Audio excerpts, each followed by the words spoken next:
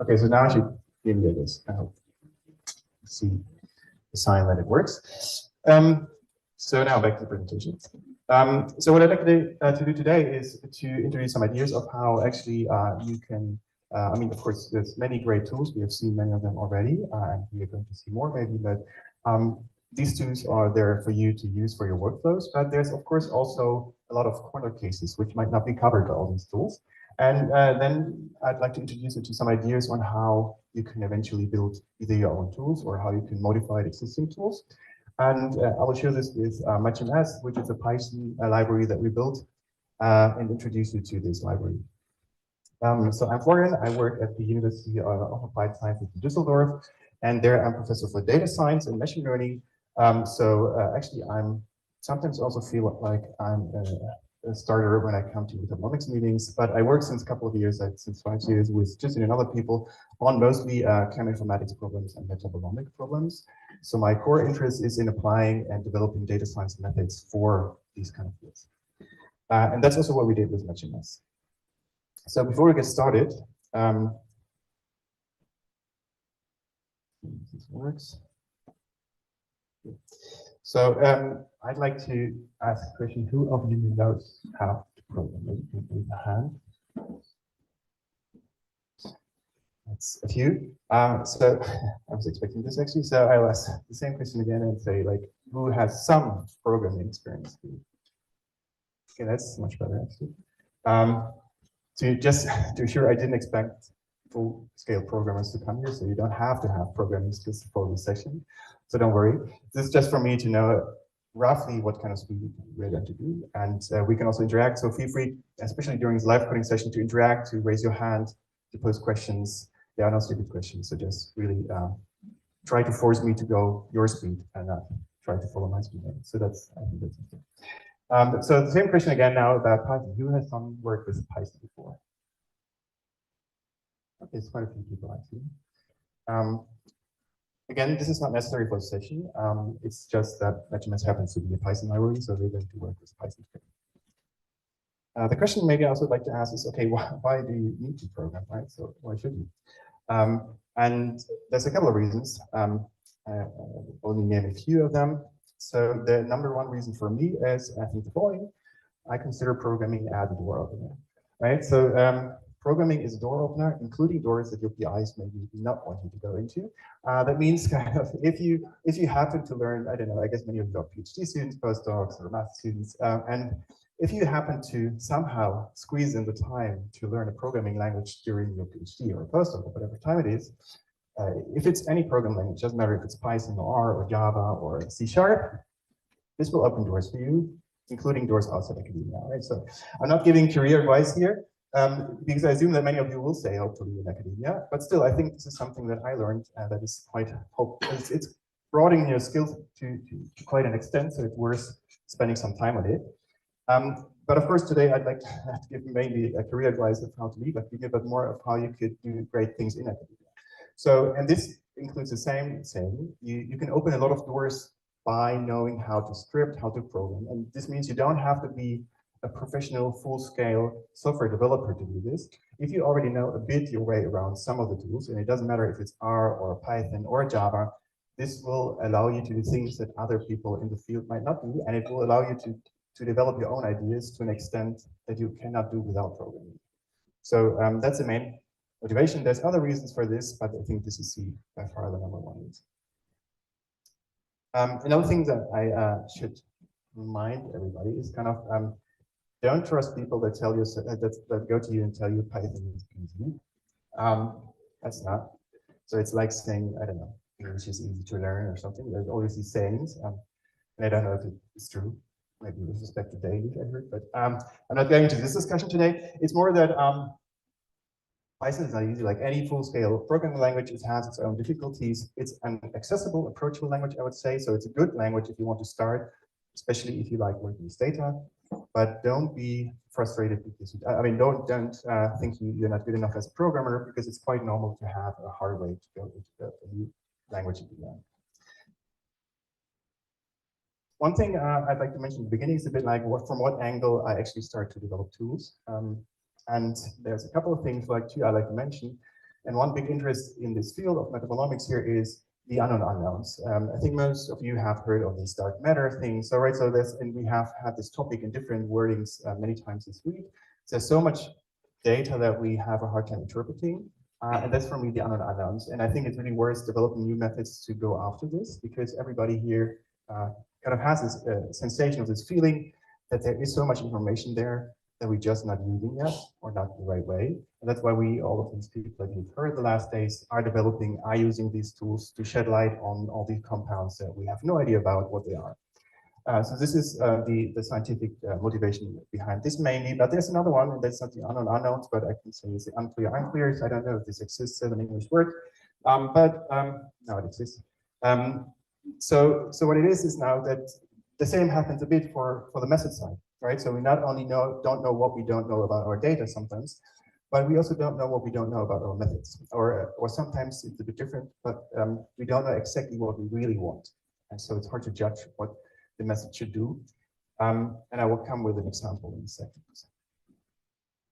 So one example is the term that you've heard many times here, spectrum similarity. I also use the term many times, spectrum similarity. We use it in matchms, it's similarity scores.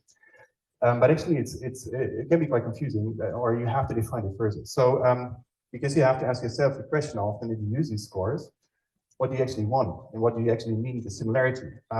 So there can be different things. So you might mean you want to have two spectra that are nearly looking identical, right? So you have the same MZ positions, the same intensities. That's what the cosine score would do, maybe. But it can also be, and we have seen many examples of this, that maybe that's not exactly what you're looking for. Maybe you don't care if the spectra look really similar, but you care about the chemistry behind this. And then you could say, like, okay, maybe you are more interested in defining similar peak patterns. That would be something maybe in the direction of the modified cosine score, or into mass QL, what Ming presented yesterday. Or maybe you straight away, actually, you don't care about the spectra at all, and you just want to know what similar chemistry happens. And asking this question yourself, or answering this question, makes a lot of difference in what kind of methods and what kind of scores you develop and you pick. There's another question you should ask yourself, I think, if you use these spectral similarities, and that's what is most important to you in technical terms. And that is, you could say, like, what do you really, what's your number one priority? Is this to find all the similar compounds, or no, sorry, is this to find similar compounds with high certainty? Or is this to find most of the similar compounds? And typically these two things, you cannot have both of them. Even if you use very sophisticated tools like Sirius or others, you somehow, at some point, you have to make a choice, right? So in Sirius, you would do this with a certainty score maybe, but there is a choice you have to make between what is your core interest. Do you want to have a lot of data with probably more faulty data in there, or do you want to only cherry pick the best examples?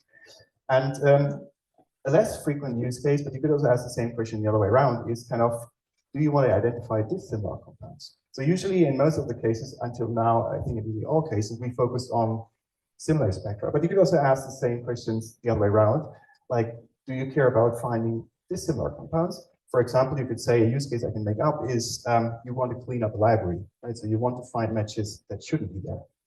And so my question to you, to get into, we are in the gymnastics halls and we get into some brain gymnastics, is which of these four tasks can be done using the cosine score?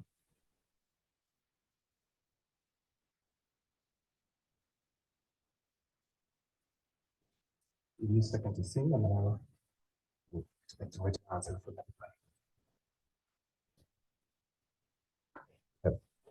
that. Anybody have an answer on this? Or it can be a guess. Guesses are fine. You have a 1 to 4 chance at least. And then we can still discuss it in the answers, right?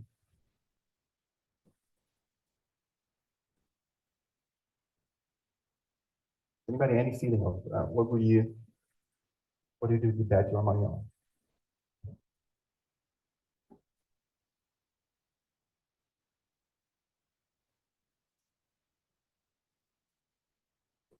Yes.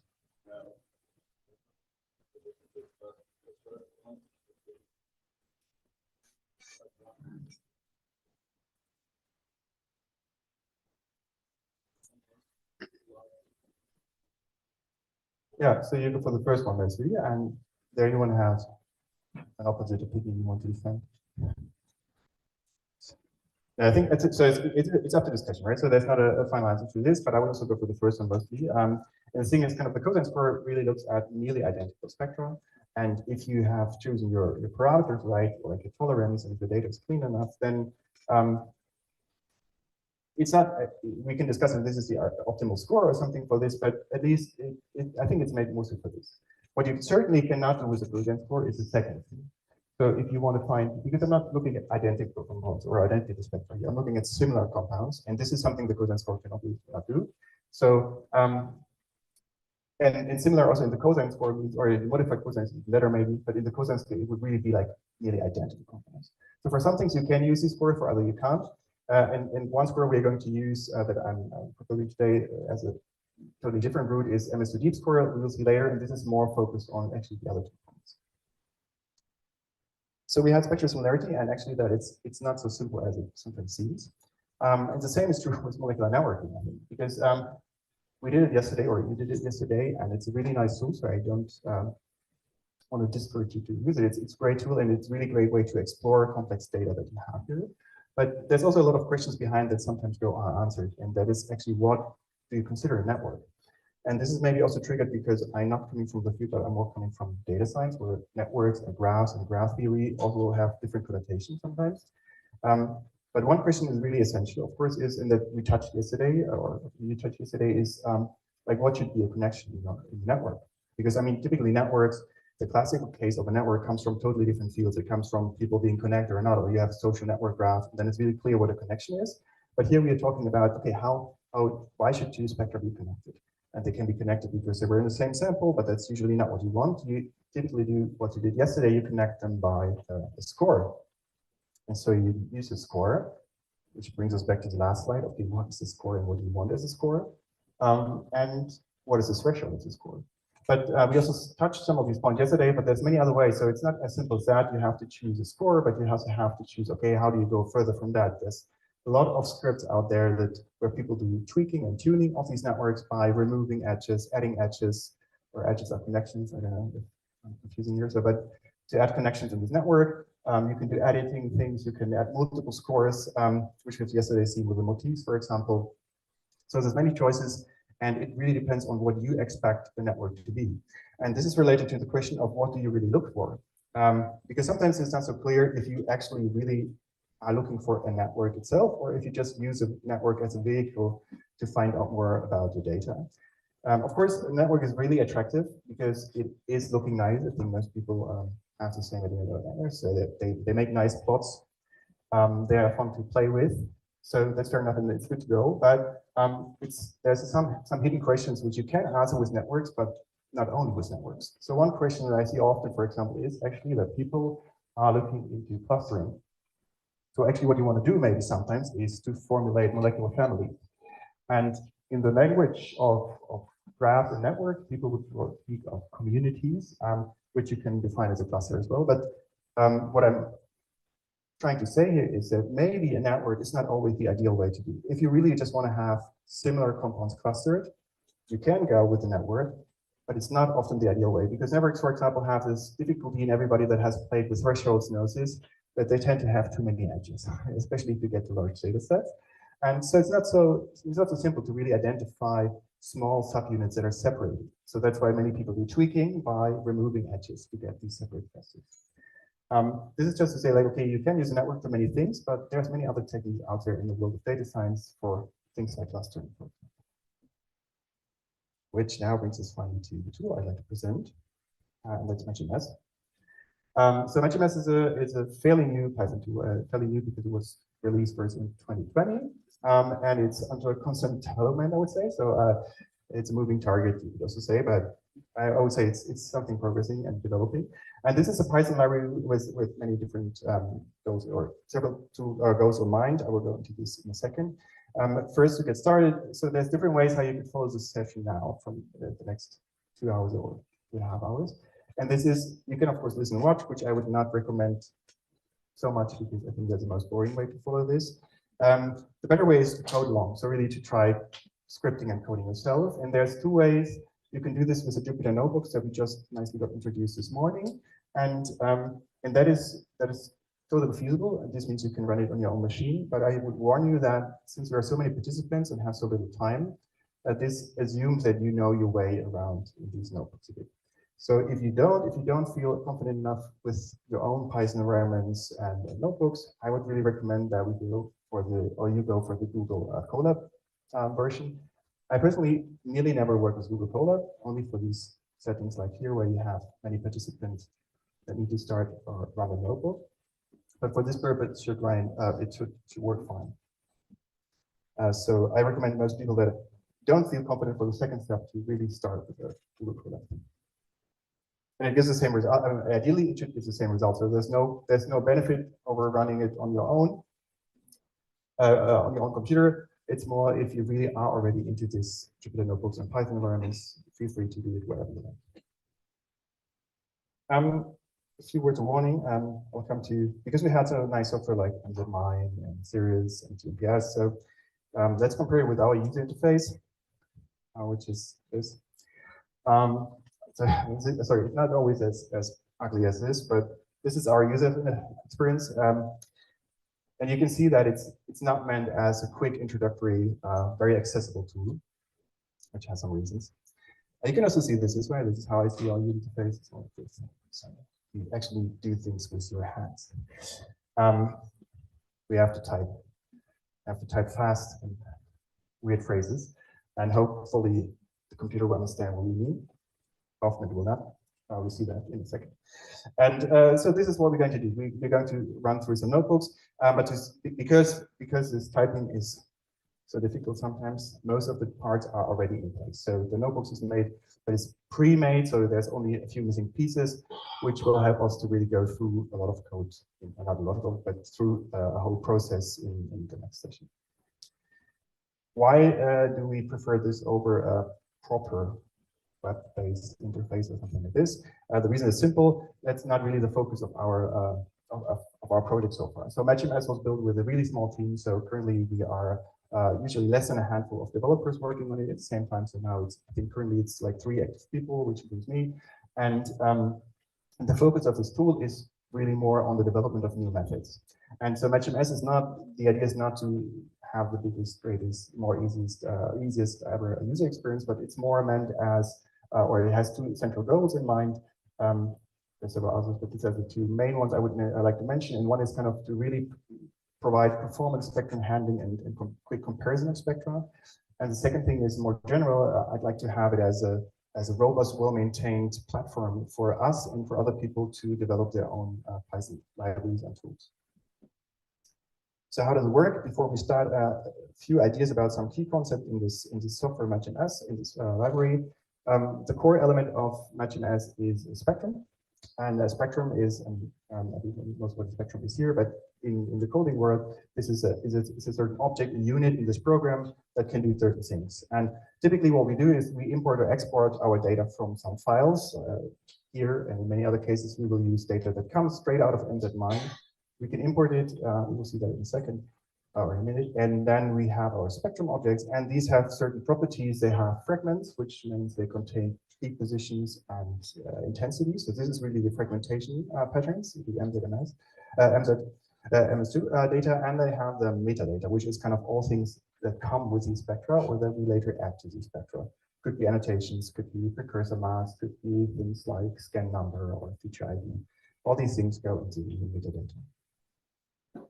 Of course, not everybody uses NZMine to its full capacity, so we often have to deal with data that is not finished when we load it from some data set. So we provide a lot of functions in the matchms to process these spectra further, and then we have a spectrum processor for this that can handle many different filtering steps. The main thing that it does is kind of to make sure that they are executed in more or less the right order. And then we can create a new spectrum from an imported spectrum, which might have different fragments, different metadata. Where, for example, you could think of things like you want to remove small peaks, or you want to remove peaks outside of a certain window, or you want to add or change or edit metadata. Once you have the spectrum in the form that you like to have it, the key step that we typically work for in matchms is to really compare spectra. And this is with a similarity computation. And What this gives you is scores. Of course, it gives you scores, right? But here it's a scores object, and the scores object means this is a unit in the program of matchms that has a lot of properties and methods to it, or functions that you can use.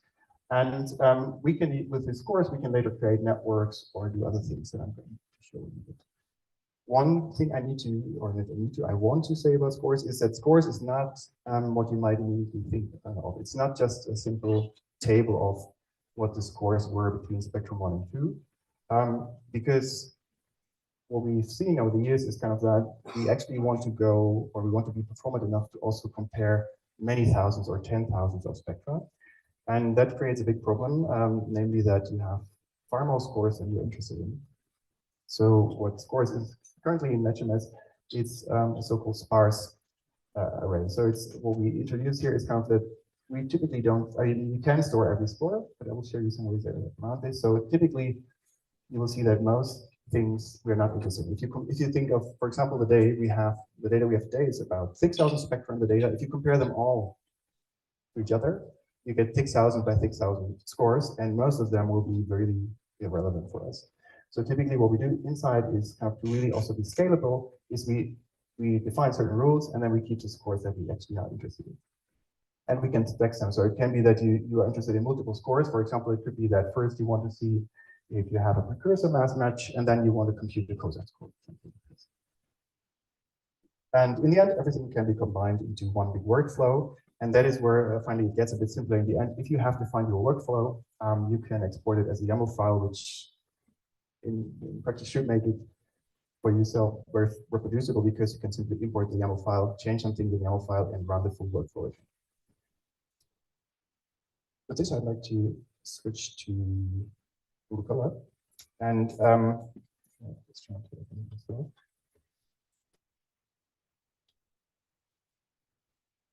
So I hope that you downloaded the folder, or maybe you uploaded it to your own drive. Just try it myself here.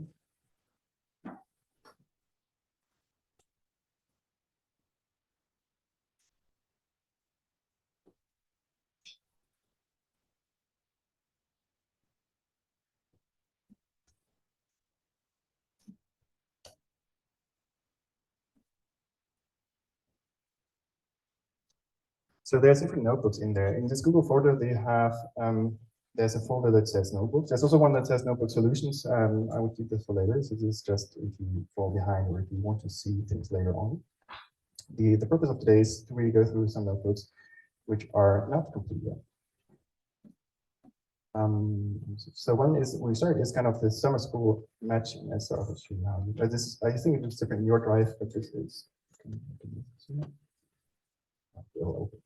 As summer school matchms live coding.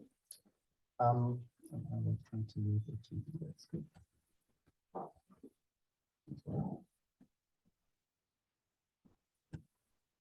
And the resolution change.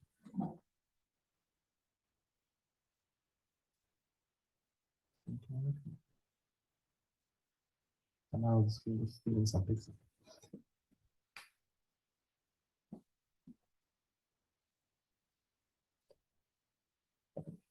So the notebook, this is the name of the notebook, Summer School matchms live coding. And if you open it in Google Colab, it should look like this. I'll wait a bit for everybody to open this kind of notebook, and please raise hands if you cannot find it, if you cannot open it, or you have another things open it.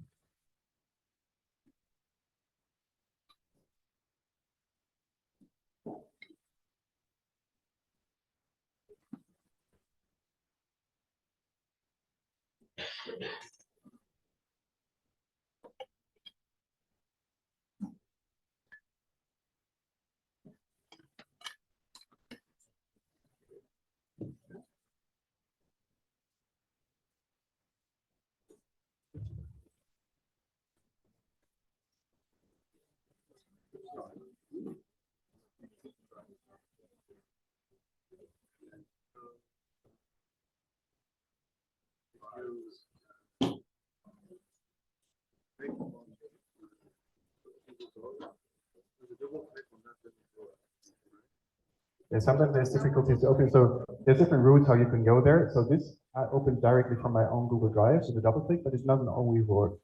Sometimes you have to open Google Colab first and then import the notebooks.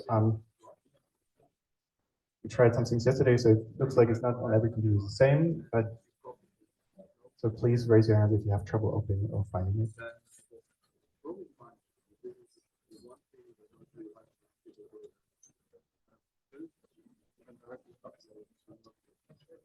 Yeah, so there's different ways how you can handle these notebooks. So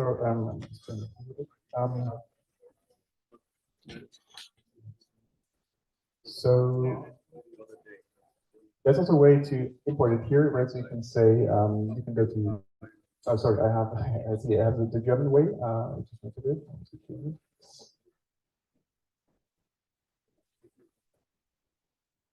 So if you go to File, you can also open notebooks. Right? So you can open a notebook, or you can upload a notebook. So it's different ways to open it. If you don't have it on your drive yet, you can also go to Upload Notebook and work this way. If you have copied it to your own Google Drive, I think it should work from there as well. So you can open the notebook and search. Okay, so I mean, uploading is really asking you to point to a file in your folder, which will then be uploaded and you can start it. If you go to open, then it will show you some notebooks that you have seen before, which of course in your case might be none. But you can go to your Google Drive, and then you can inspect your Google Drive and go into the right folders, and hopefully you'll find it there. Then there's still the option of upload. This really means you can, okay, this is German again, it's stupid, but it's whatever your language you have. But this is kind of, you can upload the files. It's easy, it's just one, it's just a notebook file.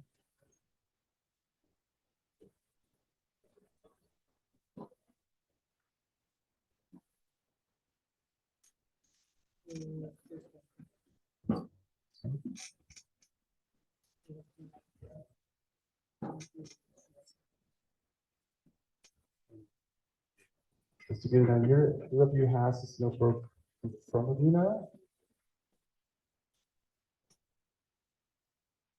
Okay, that's still a few missing, I think.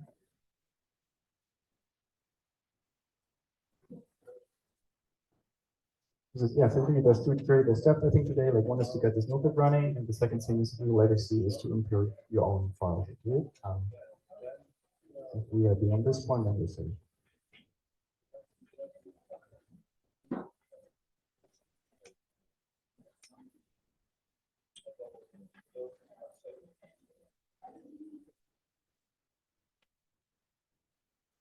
So sometimes it works with just going to your own, copying into your own Google Drive and double clicking on it. That not always works. If not, you have to open Colab yourself, and you have to just go to the Colab. You can search it, go to Google Colab, and then import it via file.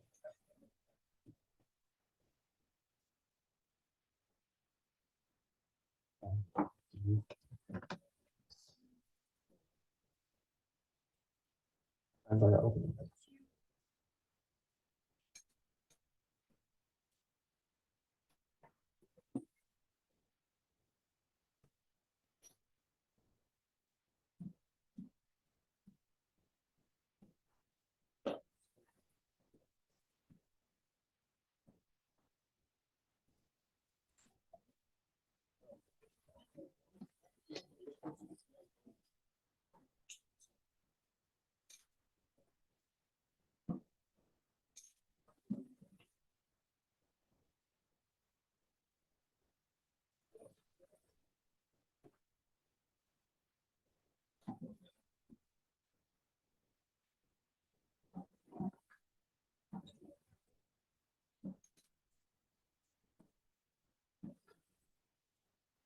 So for the ones who have it open already, there's a few things just that I can tell as an introduction to these notebooks.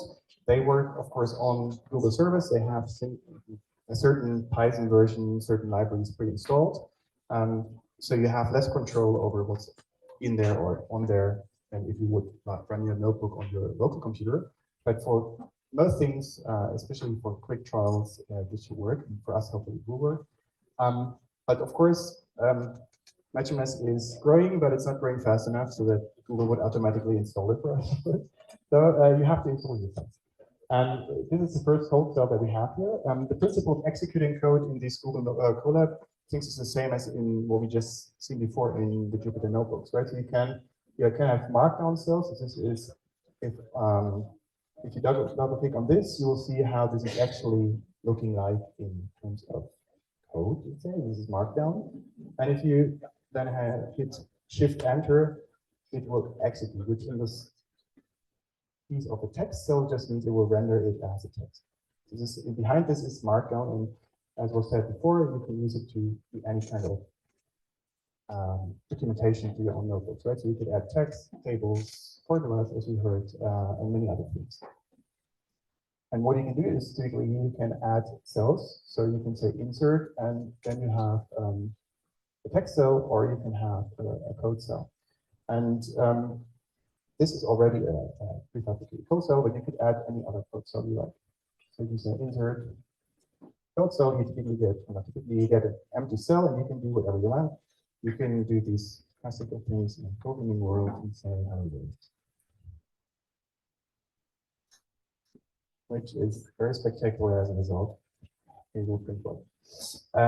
And the way you type it as Python code, and then you click Shift Enter and you run it. And the reason this takes so long is not because it's such a complicated command, but because that's the first thing I execute something in this notebook, and it has to initiate the notebook. So in these cells, you can really enter every code that you like, which, as long as it's Python code, it's properly executable, will run in this notebook. So you can, you can also click on Run here. The other thing is you hit Shift Enter to run these cells. And something that is weird in these notebooks, and I should say as a warning, especially for people that come from programming, hate about these notebooks, is that there's no proper order for execution of the code, right? So I can execute this code, I can go up and execute this code, I can go down and execute this code again, I can change it, go back up, and this means it can become quite messy. You will see this if you work on these notebooks. But the nice thing is that it's a very small barrier towards executing Python code yourself. And so if you have this notebook running, the first thing you really need to execute is this command. This is a bit weird command, I have to mention. It's not Python code. It has this sign before, and this sign says it's actually a terminal command. So it actually will execute not Python code, but it will execute this, in this case, a pip install. This means we want to install a library. And what we do then, this will, on the server, it will download the package matchms, so the library that we built, but it will download much more. It will download our library, but it will also download all the libraries that our library wants to have. And this might take some time, because it will download many things. It might look a bit frustrating, but it's scary that it's doing so many things. But this is essentially how you have to set up your notebook. If you would work on your own Jupyter notebook locally, this is not a necessary step, because usually you would create a so-called environment. Right? So you would create a small programming environment where you install all the libraries that you want to have. So this one you can ignore. Don't worry about this. This will come. The main message is that it successfully installed all the stuff. So this is something that also was mentioned in the talk before. This can be annoying if you install a lot of packages, because if you restart this notebook tomorrow, you have to do the same thing again. And this is now fine because it didn't take so long, but if you work more with notebooks, you will see that at some point you will feel like it's frustrating, and you will switch to Jupyter notebooks. So now that we have this installed, that's actually, we're pretty much done with the code side, or with getting the code to run, because now we can really use everything that's in matchms and run this code. Yes, yes. No, you don't. So it says you need to, but I think that this is more called the pip update, so you don't have to. So this will run like this. So you don't have to do anything. So just you get this warning, just now. There will be many other warnings you get for ignore. Yeah, including usually we just ignore warnings, so now we include ignore. No, but this is, so what this says is, and that's especially in Python, but also some other languages, is you have many dependencies. And dependencies, what does it mean? Dependencies mean there's people like me and many others that develop Python libraries. So we provide Python code that you can simply with one click import. But then, of course, I'm not doing everything from scratch, right? So if I have in our library matchms, we use tools that other people built. And these tools might use other tools that other people built.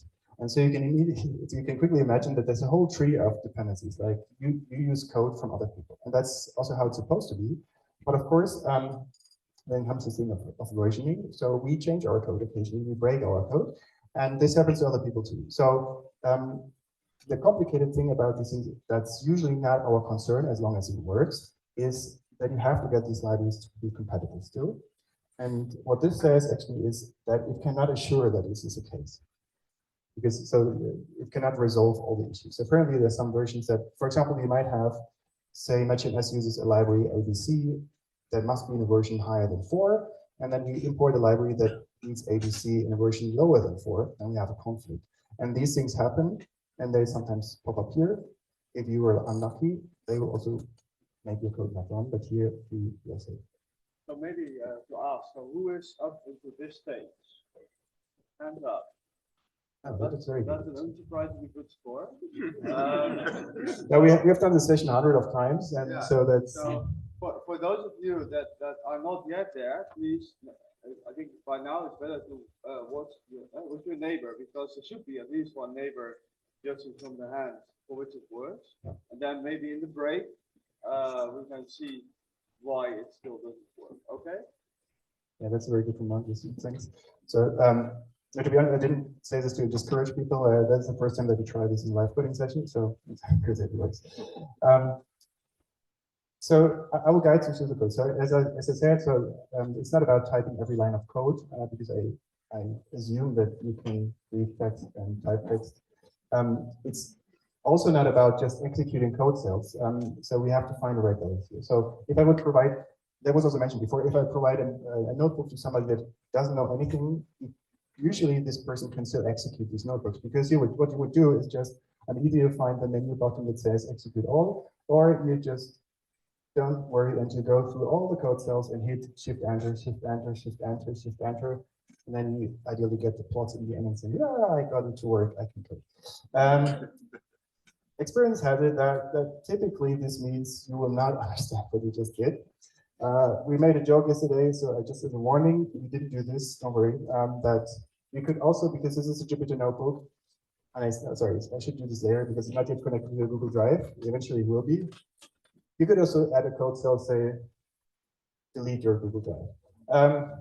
This is not in there, but be careful, read all cells before you execute them. That's what I want. So read all cells, but of course we will have some code cells that are not working. So you cannot go through this notebook and just click shift enter. It will not work because we don't want you to do this. But for some cells we want to, and I will quickly explain what all these cells do. But please, if you want to know more about this, raise your hand, ask a question, and then we can explain exactly what we do there. So the first cell is we import libraries. So now we installed the library, but it's not yet imported. So installed means kind of on the back of this, on the server side, they now installed for us matchms and all the packages that matchms needs, but we don't have matchms in this notebook yet. For this, we need to import it. And with Python, you simply type import and the name of the package. But yeah, now that I said, it's not that simple because you can import it in different ways. So I don't want to go into too much details, but what we do here essentially is we import a few things from matchms. So this is score calculation and the loading of MGS files. There's many other things in matchms, but here I just start with these two. And the things on top, these are just libraries that we're going to need for file handling and fault integration. So if you do the same here, this might take a bit of time because it will import the libraries and also the libraries that these libraries need, if that's for these functions required. If you get errors, let's say that you don't get this screen check mark and something pops up, and also let us know.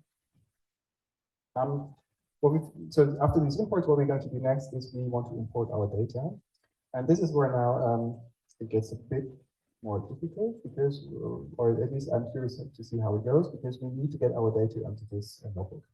This notebook is running in the cloud, so it doesn't know anything about what files we have. So there's multiple ways of how we can actually get the data in this notebook. If you would run it locally in Jupyter Notebook, you have to provide the path to where it is on your computer, and you can import the file. Here we don't have the file yet, and there's different ways how you can add the data that you maybe downloaded to your notebook. You see here on the left side, there's files. If you click on this, it should like open up. And you see several options of how you can add data to this notebook, which means you can upload data to the notebook. And luckily today we don't need huge files, or not so huge. So there's several ways that we can go. I start with a backup option, which you're not supposed to do, or which is not plan A. So you can simply upload every file that you need, and we are only going to need 3 files, I think. But one of them is a trained model later on, so it's a bit slower to upload, but you can. So if you just click on this, don't do this now, but if you would click on this, you can upload 1 file at a time. There's another way to do it, and this is in this code, so that it will also appear. So if you click on this, this means Mount Drive. So this means it will connect your own Google Drive to this notebook. If you click on this, it will actually produce code. It will actually produce this code cell. And simply execute it here. And then there should be a pop-up saying, yes, I wanted to connect to my Google Drive. This is where you start to have some trust in what I'm doing. Because you have to connect with your own account. I mean, I'm not seeing your account, but it's meaning that essentially this thing now has access to your Google Drive. So I hope that you don't have too sensitive data on there anyway, but let's say that's a bit scary. So you can, if you're too scared, just do the upload. But this is a convenient way, so I'm doing this convenient way today. What this means kind of is it takes a bit of time, but then it can access your Google Drive as if it would be a drive on your computer. And when you've done this, then it depends on where you move the files. I think in the instruction we said you should ideally download the folder and upload it to your Google Drive. This only works if you have done so. And if you upload it to your Google Drive, you should check where it is on the Google Drive. What I have here is also not correct, not even for me, I believe. But I don't know. I think it is there. I hope it's there. So because what you have to change is this address here. So this is my Google Drive. It says my drive, and I mean it says my drive for everybody, but it's your drive now. And then it's whatever folder you have where you copied all the data, or all the files. In my case, it should be this, and this is what I call here. I call it pass root. This is what I do for people not into programming. This is just setting a variable. So I save this name under this, I think it's under this name. So it's now called pass root. And what I do in the next line, without going into too much detail, is kind of, I want to specify the file I need to import. And so what this says is I combine my folder name with another subfolder name with the actual file name. And today, I mean, later on, I hope that we do this with data related to a group, but here we start to use the example data, and this is the data that was produced by Amdet9. And if I'm lucky, this will work. For many of you, it probably won't, because you might have your file incorrect. So right, if you have a folder that is, I don't know, if I do it, use one sequence. Let's say if I have a subfolder. Maybe your folder is different. And if you do this, then you should get an error. So several of you will find this file not found, maybe it's file not found error, yes. And it says this folder doesn't exist, or this file doesn't exist. If you have this error, then just try to look up on your Google folder where exactly do you actually really store my data. I run it correctly again. So is it executed without any error, then you're safe.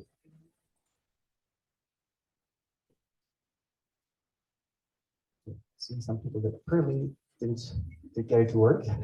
Cheering. That's good. There's a hand. Yeah, if it's on the Google Drive, that's fine as well. So you can, I mean, of course, you can upload it to Google Drive, but that's not right. So you can also do this thing, and that says, then you can really click in your files. If you have it on your local folder, you click on any file and you say open. I mean, the thing is, it's quite insisting on German here, but even if I change it to English many times. Anyway, it should say that, yeah, it's just an open menu that comes. So again, so this is this button here. So if you go to files and you go to this symbol here, this means you can upload a file from your hard disk. And in this case, and then you should pick, what you then should pick is this file, only this file, example IMGS. You can find it either in the data that you downloaded from the link that I provided yesterday, or you can also find it in the GitHub actually. So this is the same file that we use as the output from NZMine for the example dataset. And this will be quick because this is a small file, so Google will upload it very quickly. If you upload it, you should see a progress bar where it's kind of slowly uploading. Oh, actually, one thing I think that I should mention is if you upload this, maybe I should also do it. My folder structure which is horrible, but we have it. Okay, I'll show you all my crap folders. Projects, some is cool, and there should be the data somewhere. So if you click on this example, so if you click on open, then warning, yeah, okay. Yeah. So it warns you if you import it from somewhere else, it warns you that this will be deleted afterwards, right? So, or not deleted, it's, I think because it's just, this is not an upload to your Google Drive, then it's an upload to this instance that is running. And as we heard before, if you don't use them for 90 minutes or if you run them for more than 12 hours, this will shut down and you have to restart it, which includes that everything you did is lost. I mean, you can download things, of course, but it's not safe there forever. Yeah, but you can upload it, and then it's kind of it's in there. So I think it's uploaded here. It's surprisingly slow. Maybe that's because many people are doing that.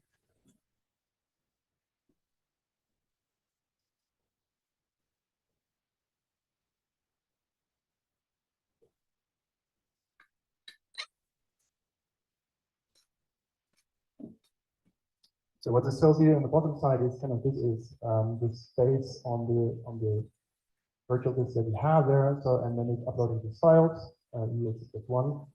Usually that the should go fast because it's really small files. I hope that you get it on faster than this. The only thing that you have to change if you do this actually is kind of that that this command will probably not work. So if you did it, I will show you a different piece of code. Actually, you can move these cells, by the way, if you click on these arrows. But because what I did here is, without telling you, is not only define the file name of the path, but I also just straight away imported data. So this is, I called it Spectra, and then I imported with the matchms function, then we imported above, so it's loaded from MDF, then we have the file. But of course, if your file is not this file here, but it's the file that you just uploaded, then you have to add a different command. And I'm just writing the same line for the people. This is only for the people that do not have it mounted on their Google Drive. You need to import from, and then I think now it's done. And here you have to copy and paste or type the file name, right? Example, MGF. Because now that's a different route to go to the data. So now it's really imported locally. It knows that this is a file. You can see it in there. And then you have to import it, or you can import it directly into FM.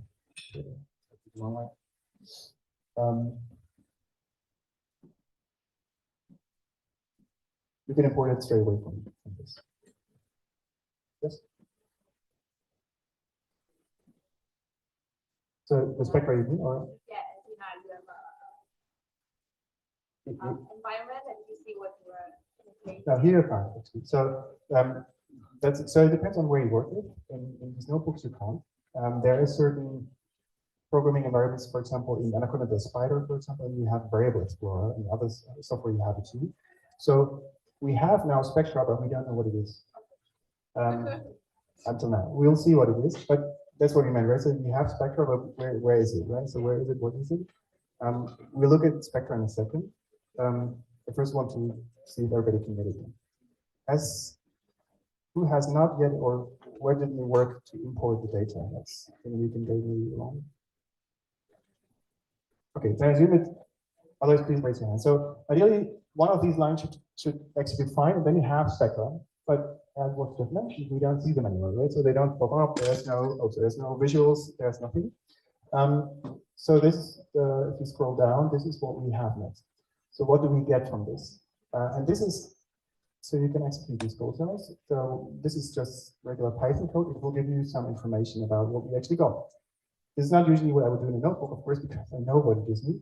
But this is to show you a bit how or what kind of data or data formats we actually have here.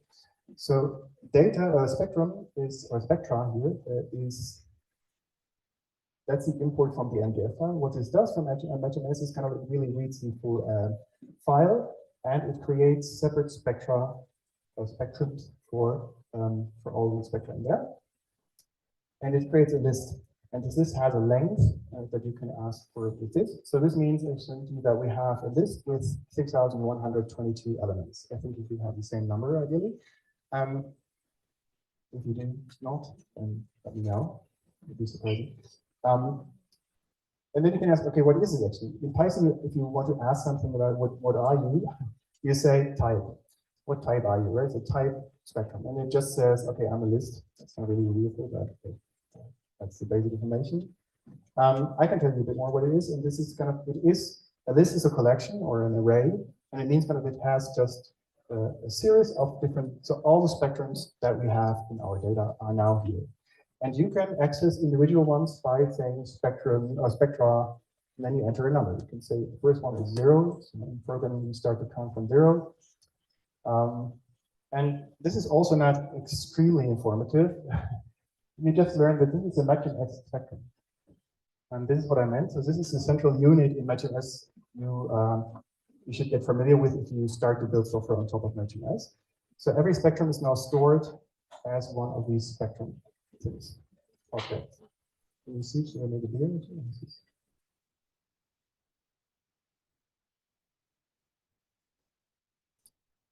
And this is, so you can say like whatever spectrum you like, and it doesn't give you the information you maybe are interested in, because it just tells you I'm a spectrum and I'm in a certain place in your memory. That's all. So far, that's not really informative. So if you have this, let's get a bit familiar with the spectrum itself. In this programming framework of matchms, the spectrum is really our central building block. So everything we do with these elements, because they have certain properties that we use in our filter functions, we use when we compare spectra. And if you use this more, you should get a bit familiar with this thing. And so we'll do a mini exercise on this in a second. The spectrum is having a lot of pieces, or not a lot of, it has these two pieces that I mentioned. It has peaks and it has metadata. And so you would say, okay, if I want to get the metadata, you just have to say point metadata and execute it. If you want to get the peaks, you type peaks. If you want to get something else, you can use all the commands that are here. These are not all the commands that we have, but these are just some of them. And so now I would like to give you a couple of minutes to go through some mini exercises. So use these things that you see above, and of course, I think you have a hint. No, I think in your coding there's a hint. So if I say spectrum, this means you have a single like with single spectrum, you need one spectrum at a time, and then you can add these dot peaks mz, dot peaks intensities, dot metadata, and you will see that you can read then some of the information that is stored in this spectrum. Just try it out. You cannot break anything, or I'll give you credit if you can actually. So that's the extra points on your ECTS. So you notice, right? So you just type something, if you type something wrong, type something in, it doesn't matter. You have some code cells here. You can add always more code cells by this insert or by plus button. Like if you go here, you can say plus code or plus text. And just try to answer these questions. And there are like, okay, how many fragments has the first spectrum? The second question is, what is the highest fragment MZ ratio? And then there's also methods that are called, there's get and set. Actually, there's an error in the markdown. So this should not be get. I correct it here, which doesn't help you because it's only correcting my version. Anyway, this should be spectrum set. Small, that's meaningful. So you have, so this is the methods above are just to inspect things, and here you can, if you want to access individual metadata fields in the spectrum, you can get this spectrum get charge, and if there is a charge saved, you will get the value for the charge. If you want to set a charge, you would say like set charge, and then you say to what value you want to set it. Maybe not a meaningful operation here, but you can set it to any value you like. Try to use these commands to go through these questions and to get a bit familiar with how these objects work. And feel free to ask questions if you don't know what to do, if you get errors that you don't understand, or any other problem you face. Yeah. Yeah. Yeah. Yeah, that's a good question, actually. So how, I mean, if there's nobody in front of you that tells you what the options are, how do you get the options, right? That's a good question. I should have got some links for this. Usually, so if you say you have spectra, I don't know, I want to look at spectrum 178, and you start with a dot. I should try to correct, otherwise it will not understand. It's a bit reluctant. So you can, after the dot, you can click on the tab. And sometimes it will suggest you things, but the problem with these notebooks is that often it doesn't. For example, here it doesn't. You later see some cases where it works. In a proper programming environment, you would usually get hints. You would have hints because it will read what this is, and it will give you hints on what you can do. Here you can't. So the only way you can do is actually you go to the documentation of the software itself. And then there's a section for every of these elements. There's a section for a spectrum. So I will open this. I think. A little time to open this now. Let's see.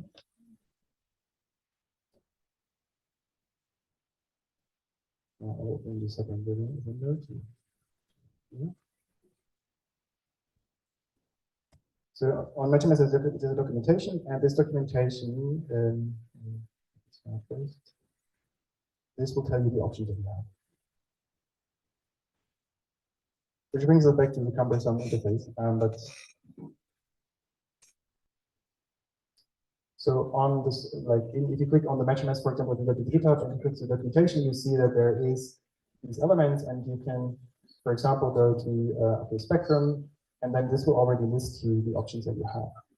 So you can do things like okay, metadata. Some of them are not important for you, but you can create hashes, you can set things, you can plot things, and if you click on it, it should reveal a bit of how this is done. So if you're lucky, then we try to provide as much as possible code examples. So then you get some example of how this is actually used, for example, and how you can get things like here, for example, these intensities, and then this will give you something. Yeah, it's a trial and error. Yeah.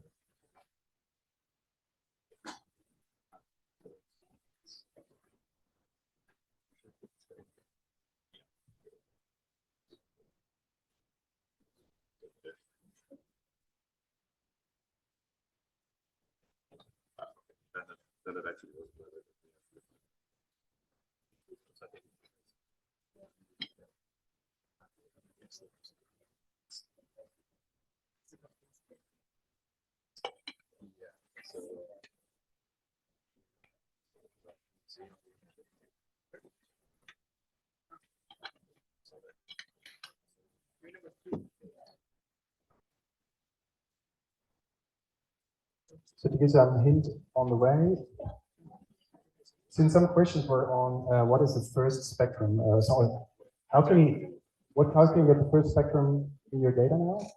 Anybody else know? Somebody know how can you get the first spectrum that we have loaded in? Yes. Spectra square bracket 0. Yes, yeah. So you can, they're all numbered, and which is not the most convenient, but this is just a list. And if you have spectra 0, this is actually the first spectrum that you will get. This will not reveal anything that can answer any of these questions. But of course, with the method that you see above, you should be able to see, for example, this one, how many fragments or peaks does this first spectrum have? Yeah, then it's, so you have different options. Then you go with, I guess you go with peaks or something. Yes. So you have the peaks. the peaks itself will not reveal much, but you can ask for the length of this spectrum. And then this will give you the number of peaks. That's not the only way to answer the question, right? So you have, you can do this. Or actually, by the way, if you add a hashtag, it's not because it's important, it's because we want to not run this code. So this is just to show you there's a different option. You could also say spectra 0, and please give me, which is related to the second one. How would you get the highest fragment? Or how would you get the, sorry, the MZ values? Anything else there? Yeah, you had .mz. So this is great. Okay, now finding you saw that it sometimes works. It gives you hints. And now you know that it has these things, intensity and that, and you can add in that. And then you will see that these are, for this spectrum, these are the values for this particular spectrum. And of course, you have Python functions for getting you the maximum and so on, but this is not what I was after. I was just after to give you some idea of how you actually interact with these things.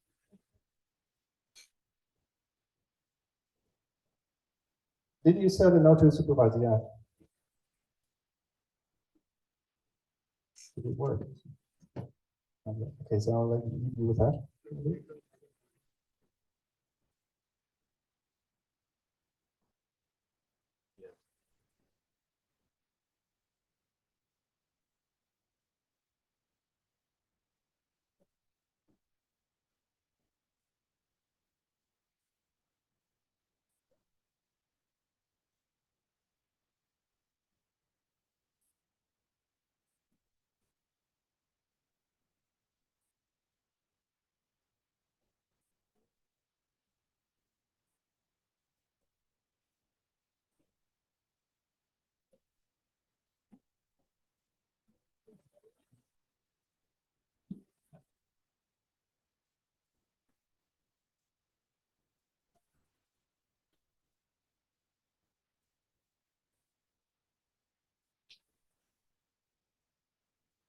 Okay, so one general remark is, so if you ran these methods above, so one thing that is of course helpful to get a bit of an idea of what you actually have in front of you is to simply say .metadata and run this, and this will give you the metadata that has stored for this particular spectrum.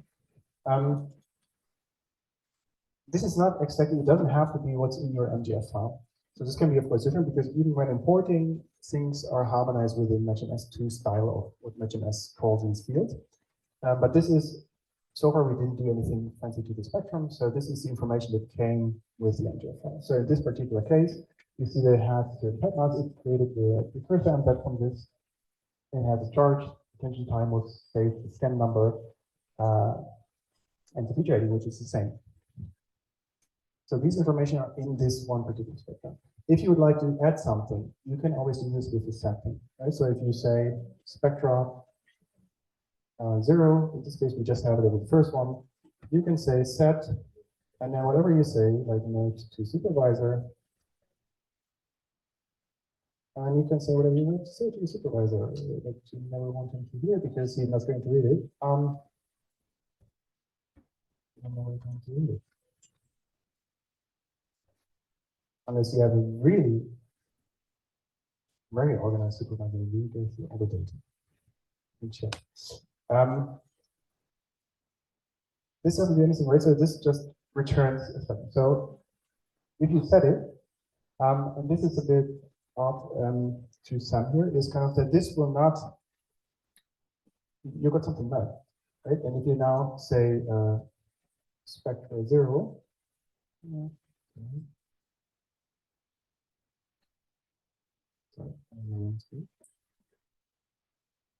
let's see if this worked what we did. Spectra 0. Oh, no, supervisor. But now to supervisor. Okay, maybe make a simple name, then we have less risk of doing something wrong. We have it later. Right, so that's kind of how you could add this to this spectrum. Probably this is not the most useful application. It's just to show you that unlike some other frameworks, this is really, so you have full access to everything, which means you can destroy everything you like in your data. So I mean, not the MGF luckily, but the operations that you do on the spectra are not limited to operations that make sense. So you can define whatever you like because there's no limit to what is useful. You can erase peaks, you can move all MZ positions by a factor of 1.3 if you like. It doesn't make sense, but you can do this. And this is just to show you that this gives you full control of what you want to do with the data. And the reason why this is useful here is because you're not limited to matchms, you're in a full-scale programming language in Python. And I'll just give you a quick nonsense example actually, but anyway, so you could define Python scripts and change all these things for you. For example, for people that are not familiar with Python, you can create loops where you iterate through elements very quickly. You can say for S in spectra with a double this one here, and then for S in spectra, if you click return, not just return, but only return, you see that it will not go back to the first element, but it will stop there, which is the logic of Python. So it has code blocks by indentation. And then you can go through all spectra and do something to the spectra. Let's, for example, you want to make a nonsensical, mostly nonsensical example, but it's more to give you an idea of what you could come up with. If you have the idea that you want to do something with all your spectrum data, which is not provided by any other functionality yet, or any other module, you can build your own filter functions. You can build your own similarity functions. Say you want to add a comment depending on the quality or the number of the peaks. So you could say if the length of the peaks, right? If you have a certain length of peaks, and I do this with an if len in brackets the number of the peaks part is bigger than 10, then you should do something. Right? So this situation it cannot be a simple. It doesn't have to be a simple operation. It can be a very, I don't know, maybe you have a super custom case where you need to do something, but only if certain cases come together. Let's say you want to add a comment here. So then you can say as set, and then we make an unqualified comment, which is what I do because I'm unqualified for commenting on spectra. Like an unqualified comment, and the unqualified comment is, do you like your comment here? Nice, it has 10 peaks. That's great. Because I like 10 peaks because it means some data in there. And if you click on return again, and then go with backspace, you can say, okay, but we're not done yet, right? So we need more. If we say the peaks are, I don't know, maybe the next case we want to cover is, okay, it doesn't have, so this is for the non-programming people, right? So if it doesn't go in here, it means it doesn't have more than 10 peaks. And maybe it goes in here because it has maybe still doesn't have 10 peaks, but at least somewhere between 5 to 10 peaks.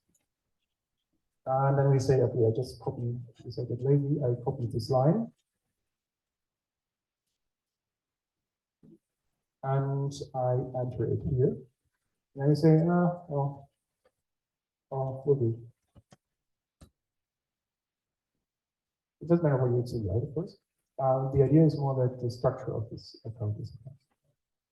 And then finally, we have some else. So this is, we have to that. I copy this again. And then it's not going to work. Proper grammar is not important here. Right. So this is this piece of code would go through every spectrum in our data, and it would check how many peaks does it have, and if it has a certain number of peaks, it will add different kind of comments to the data. And obviously, that's probably not something that's going to help you a lot in your PhD, but maybe from this you can abstract a bit and say like, okay, yeah, maybe there was this case when you wanted to have spectra that have instrument type orbitron. And then they needed to have at least 12 peaks and a precursor mass of between 400 and 800. This you can build the same way, right? So the logic is the same. So you can, whatever you come up with as a selection criteria, you could program this way. And the good thing about programming is that there is no restrictions on what you can do or not, because it's not like, okay, this is not supported by Excel or this is not supported by this and that tool. Usually you can come up with much more complex use cases. And of course, if you have standard operations that are already provided, so I should say this here maybe, is if you have something that's already provided in an established software like MZMine or someone else, the reason for using matchms is not to redo everything yourself, right? So this is not going to help you out. On the contrary, it's more if you have cases that are not covered by these softwares. Let's see if this works. Often not in the first case, but let's see. That's good. I will check if it actually worked. So if I now ran this and it ran without error, then I expect that it did work. Also, this is not what I wanted. I want to look at the metadata. And then the metadata changed, and now we have an unqualified comment that says will do. Because we knew from the exercise before that it has 6 peaks, right? So in this case, it added the comment will do.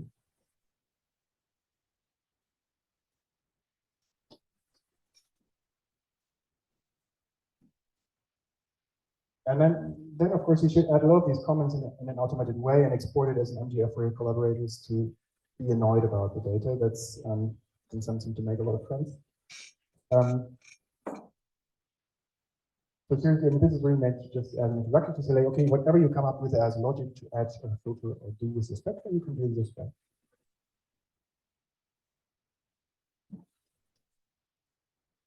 As I said, as I said before, there is a solution notebook also provided on the data. So if you don't get everything to run, if you have some syntax errors in here because you, I don't know, you have 2 spaces too much or something that's totally, if this block doesn't work, it's quite easy to break Python code if you don't know what's really important. Because if you, for example, add an empty space here and you execute it, and you will get some syntax errors. Oh no, in this case, it will code up doesn't care. It's not good, but okay. But you can add plenty of errors here, and don't worry if it doesn't work. That's simply because I guess we're not used to Python.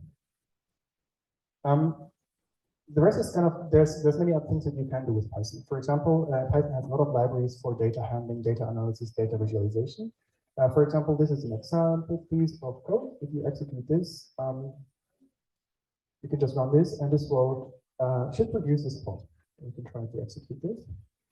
So what this does is it's creating a plot, and most of the code is actually just for visualization. The only interesting piece data-wise is this one. So you collected all the number of trees. Okay, I'm going to do that. This is just a Python logic of how you can go through all spectra and say, please give me the length of the number of spectra. And then you plot a histogram, and then you know, okay, oh, we have most of the spectra with UPs.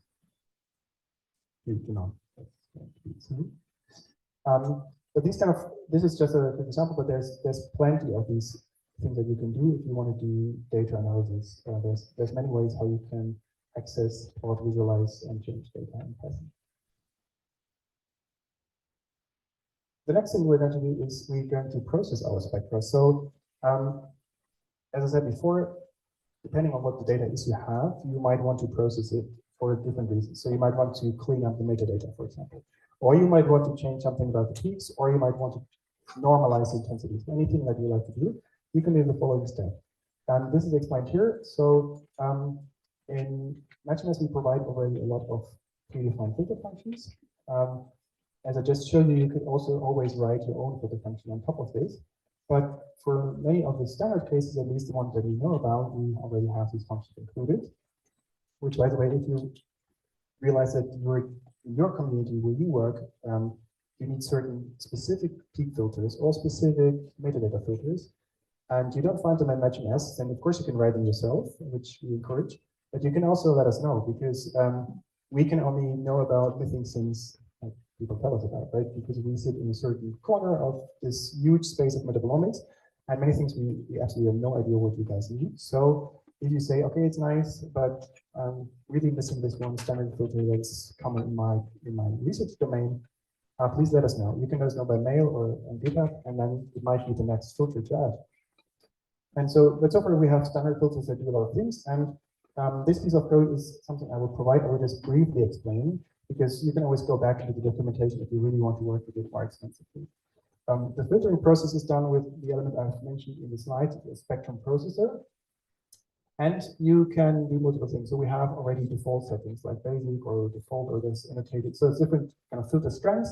And what these filters do is most of the time they focus on the metadata information, because what we realize is, and that might not be that might not apply to all of you, but when we work with, for example, data from public databases like GPS, it's very, let's say, diverse in terms of quality metadata annotation, and there's many inconsistencies. So a lot of the filters that we automatically run in this basic thing are just to make sure that for the 5 different names that people use for a certain field, we take them together and put them into one field. And so that some call it iron mode, and some call it iron space mode, iron dash mode, and so there's different writing styles, and we take care of it ends up in the same field. And we do some other checks. But you can also, there's many other filters that you can look up on the website, on the documentation. And what we do here, for example, just as an example, is we would do a basic filtering, which would just harmonize some of these metadata things. We will then normalize intensities. That means kind of we normalize to the maximum peak height. And then we will do 2 other things. We want to select peaks, and we will only allow peaks between a certain NZ from and NZ to value. So let's say we want to, so the exercises, I think like you should enter, you should get spectral data, something in the end between 10 and 1000 Dalton. And then we do a similar filter step, and let's say we have a require filter, and require means it will kind of throw out spectra that don't fulfill this requirement. In this case, we require a minimum number of peaks. And the minimum number of peaks, why should we do this? Here I'm doing this because later on we will use tools that depend on the peak information, because we use a machine learning model in a bit, and this is trained on data that has a certain number of peaks usually. So if you have spectrum with 1 peak, you learned in the days before, you can still learn something about it, but our tool actually is not really good enough, because 1 peak is not enough to really make a hypothesis. So we just set this number to 0. So what you have to do, you cannot execute this code so yet. You have to fill in all these common pieces. So you have everywhere where it says add your own code here, you need to add the numbers that are required. So I think it is, yeah. So what we want to have is described here. So now please add wherever you see add your code here, that's not really code so much, but add the numbers that you need. So replace these pieces by the numbers that you think are appropriate, and then you can run this code cell.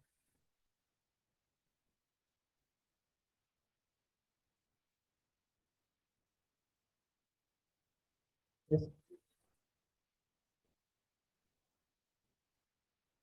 So what is the minimum number of peaks that we accept? So let's say everything that has less than a minimum number of peaks we're going to throw away. So now this is really now the fragments that we just saw of. So every peak has a number of these network fragments, right? We have 2 or 3 fragments, 5 fragments, 6, yeah. And this is really, so yeah, sorry, peak is maybe not for being accurate. It should be fragmented, yeah. You can replace it if you prefer just write fragments in there, that's fine too. Then you have to replace it. But that's what I meant. So you have to, in your spectrum, you want to reduce it to a certain number of fragments.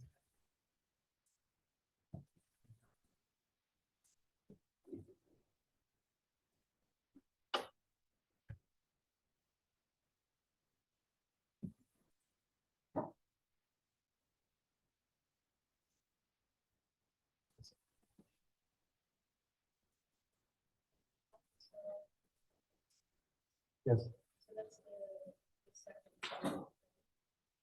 Yeah. Yeah.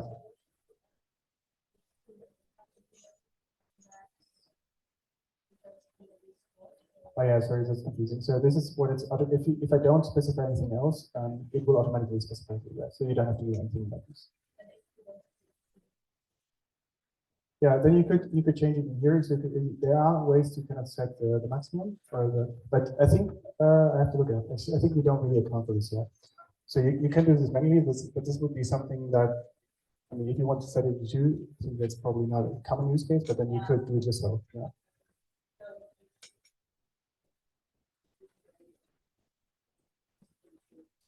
Yeah, you could do the max function. Then I mean, ideally in Python, that's a thing.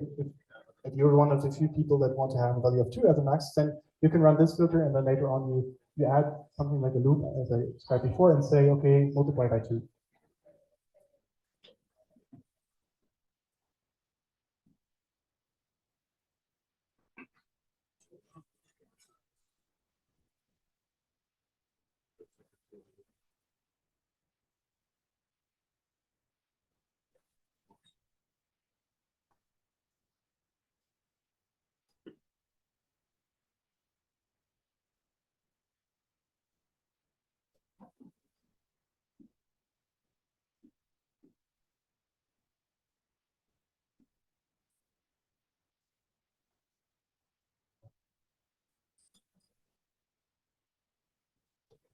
So I guess you figured out that the numbers are exactly just copying the numbers from you, right? So you can take the minimum number of peaks 4, and you can say here from where to where you want your 20,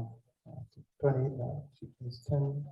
And if you run this, how many spectra are left? Somebody got a number from this? 3,802. Okay, that sounds about right, I think. So what you see is now that this is taking a bit of time. Because it will run, essentially, I mean, it's not only the stuff that you edit here, but in the base, there's a lot of filters that run for every individual spectrum. So you see that it's processing these 6,100 something spectra. And once you're done with it, it will execute this part which says how many spectra are left. And actually, I think we should get something that is about the number. That, oh, it's here. Okay, sorry. Yeah, that's not very clever, but it's in the end of it. So number of remaining spectra is 3,802. You should get this number. It's not super critical if you don't, but if you put the same values in there, you should get the same number of spectra left. So it means we just removed quite a bit of our data. This is a meaningful step for us because for the tools like SpectraDeck and MSO Core, we need these peaks. We need a certain number of peaks to get these data.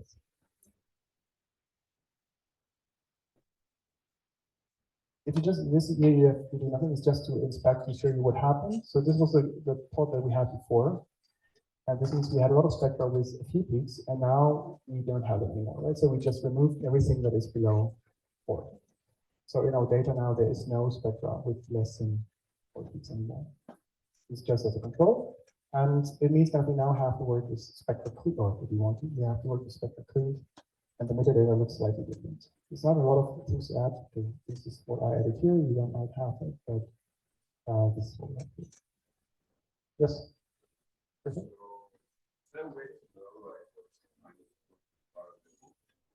Yes, but it's a bit hidden now. So we added this spectrum processor that we have now on Friday. So, but this is actually what others are now working on. So to get the information of, so because now if we can export the workflow, and then it will say which filters were run with which parameters in which order. But ideally, of course, we want to get it if it's like we want to have like a help or print function where we can get the information as well. Because now you find it, but you have to go into the code, which is not what we actually have.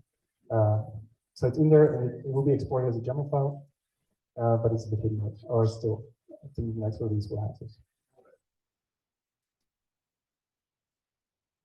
Yeah, so actually the things that we did is we are a bit in a trade-off situation that we don't know exactly what kind of user groups are using the tool. And so these default and basic settings there just to make it easy to use, but of course they hide a bit of information. So it's a bit of trade-off. Ideally, in the past, what we've done, we really collected all the filter functions and put them in the script. But it turns out that this is not so easy because some of the filters need to be run in a certain order because, I don't know, you have to add the adduct information first before you do something with the adduct. So if people would use the filters and just execute them in the wrong order, they would get weird results. So this is something we now try to prevent, that we streamline this a bit better for users. Okay, so this is about what we have now. As a final example for this matchms part is, I'd like to do one thing before the break. I hope we can get it done first. This is very quick. So if you have spectrum, it's not, I mean, it doesn't expect matchms to be a spectrum visualization tool, right? So this is not its main purpose, but it has some functions to plot your spectra. And I think this is where everyone, you can take any other number. 1 is good, okay, let's say 1. So they have a plotting function. And this is not meant to be the fanciest plot in the world. It's more for you to give some kind of information about what your spectra look like. And if you execute the other codes, you can maybe also you change the number, some prettier spectra. Whatever your spectra you want to plot against another, you can get these mirror plots where you compare to spectra, and you can see you're going to use the linear default. So this is how you can kind of match, or not match, but how you can compare to spectra. And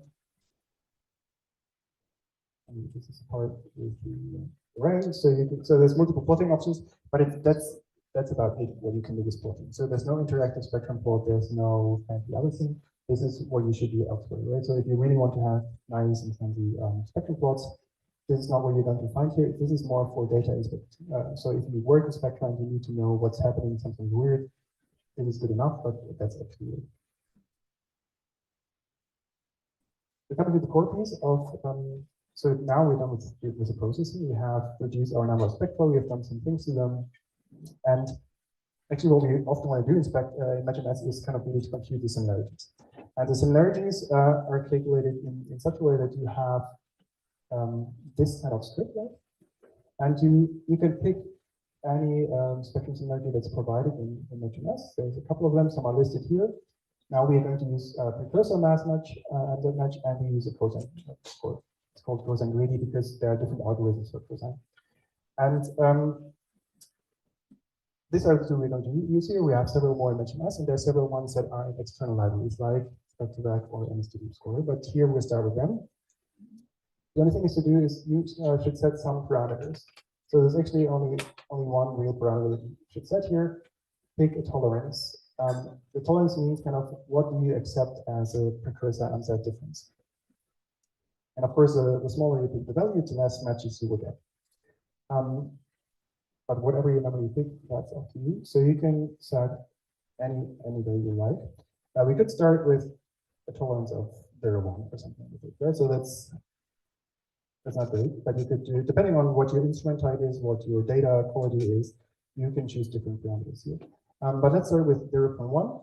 And this will mean that it is now it's comparing all spectra, all of these 3,800 spectra with each other, and it's just comparing, it's just giving you a 1 when it says, okay, this is within this window of precursor enzyme. We can run this.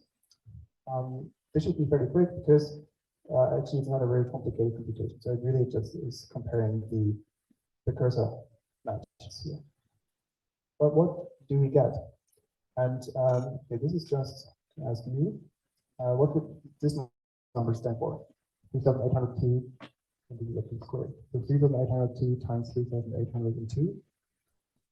What number? Yeah, 3,802 is the number of spectra. And if you square it, so this will be the number of possible combinations. Right? So spectrum 1 with spectrum 2, spectrum 1 with spectrum 3, and so on. And you would get an array of 14 million simulations. That's still handleable, but of course most of that will be 0, I can tell you, because with this thing here, it means most spectra are not within the reach of the other spectrum. So what you get instead is you can look at, if you have this scores element, and you can type scores.scores, and you'll get some information. So what we actually have, what this actually computed is, I mean, it compared all spectra, but it didn't store them. It stored only the ones that are interesting, and these are the ones that are a match. So instead of storing 14 million information, which are usually 0, we only stored the ones, I think, 43,000 or something. The rest is, of course, you can, like, I mean, of course, here it's easy to guess what they are. They are 0, but we don't need to store them.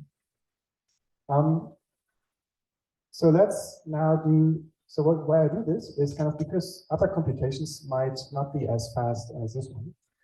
For example, if you compute the cosine score or other things, they can take a while. Or if you have your own custom scores, they can be very slow, depending on what you actually want to do. So sometimes having such a step as a first step is good because you already nail down the interesting pairs to a much, much smaller number. So what we can do next is we can apply another score. So for this, I think it's not prepared, so we have to type it. Yes. So we define another, for example, how we call it is up to you. So I call it cosine similarity.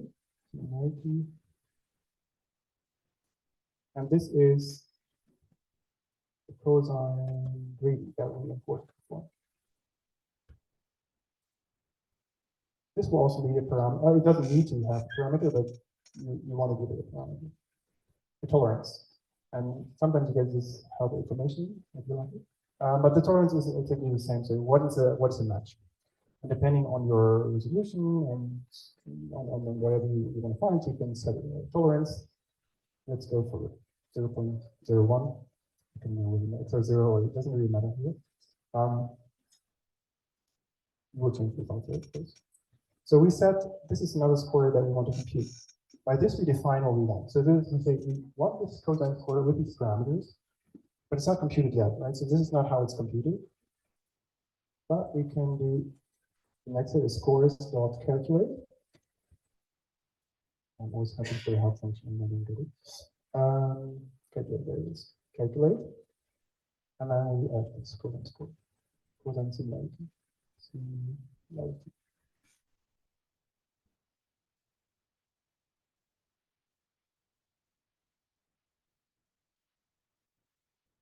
This should actually do it. So with it, we are calculating all the cosine scores. And this is not all the cosine scores between all pairs of spectra, but only between the ones that we have a precursor match for. Otherwise, it would take much longer. And then if we look at scores.scores, we should see something different.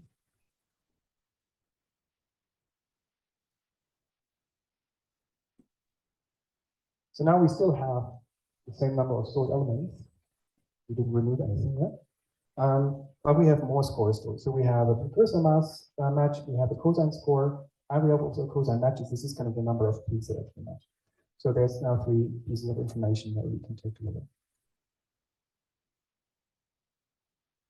And yes, so this is what I think maybe time I would like to skip the next part so that we can move on to understand the score. But this is about what you can do. And then if you have these scores computed, then so we will I will have this. So the inspect results are here. You can just execute this if you want. It's already prepared. You can look at the results, and what you can see then is kind of okay for a certain spectrum. For example, spectra claims 2. You can any number you want. You get these results. So you get okay, this is the spectrum itself, but then you get the nearest other pieces, and we found one other spectrum with a cosine score of 0.98 and one with 0.88, and this is the number of matching peaks. And if you have this information, then depending on what your aim is, you could probably add a threshold, because, for example, here we see that there's a lot of low scores, which is really not that interesting. But that's up to you of what you want to remove and what you want to keep.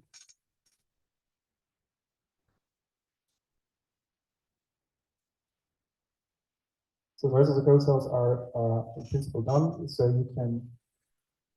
I think we will skip it for now. So what you can do in principle as next step with matchms is kind of you could filter them, you could remove spectra, and then you can eventually, if you like, you could create a graph out of this. So you could say like, okay, if you have a threshold, just create a graph for every spectra that are connected by a certain score. So this would then be back to molecular networking. You would get a graph in all file, which you could then load again into Cytoscape. But I'd like to stop here. And if there's a question on this part now, we're going to see a lot of this code again in the next notebook.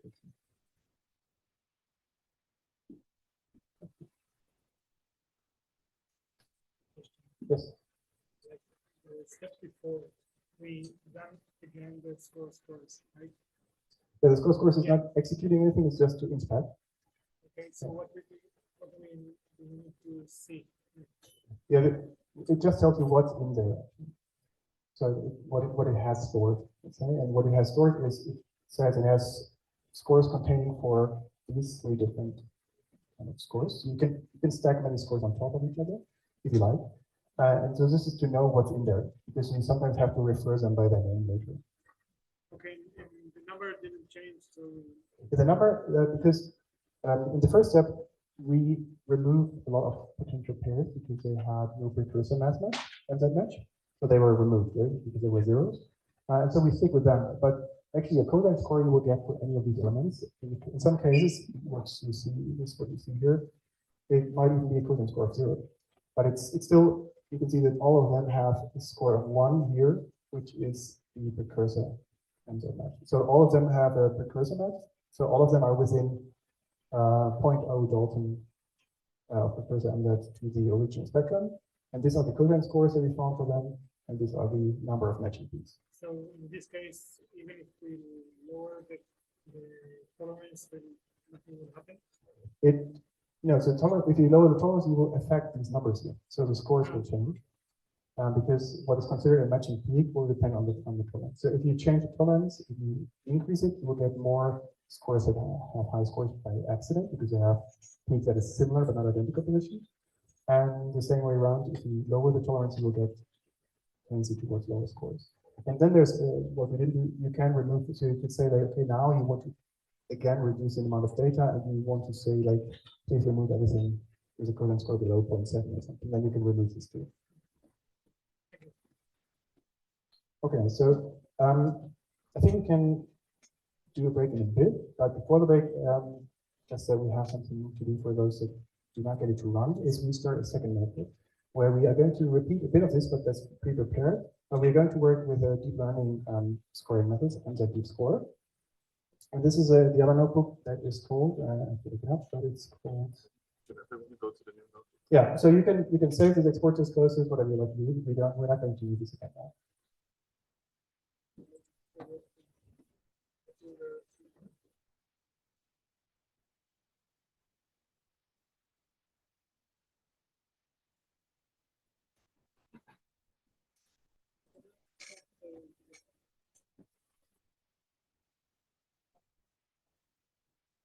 It's called Summer School and Deep Score. I like coding and actually roughly this. And the goal is that we can start going to the break, but we can already execute the first piece so that it already installs all the dependencies. What you see here is we're not going to install matchms. We are going to install MS2 Deep Score. But this will automatically install matchms because it requires matchms.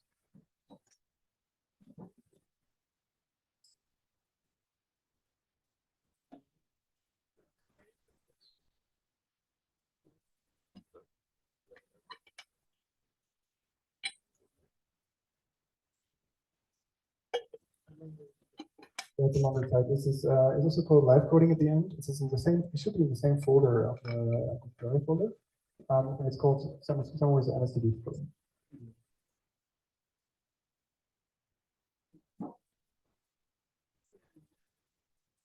And since we are going to use after the break deep learning models, it has to download much more libraries. So that's why it's good to start it before the break. It won't take too long, but I think it's a good thing to fix in the break.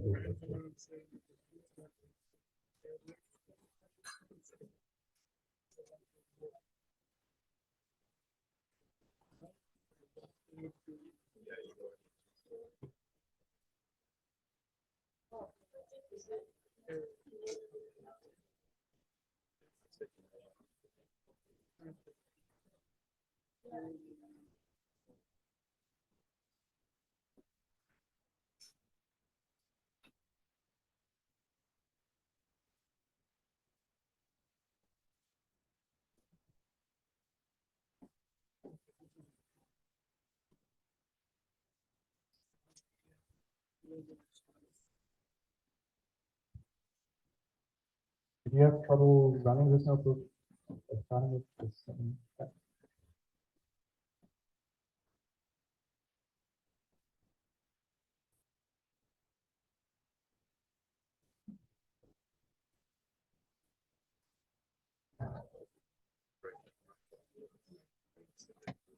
if everything is as it's supposed to be, so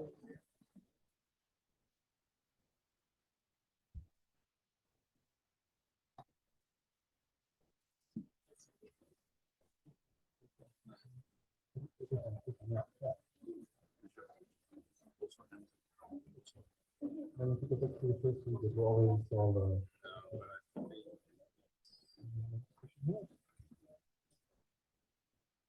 Yeah, it's the same message as the last one. I was quite you running it on your own computer. Yeah. So it was going to be different. You have to get much more.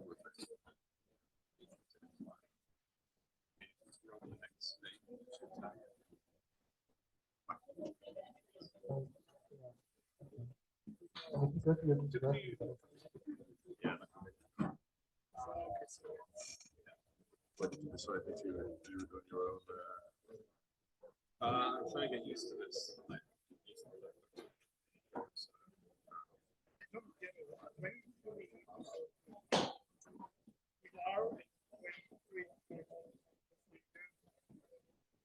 saying.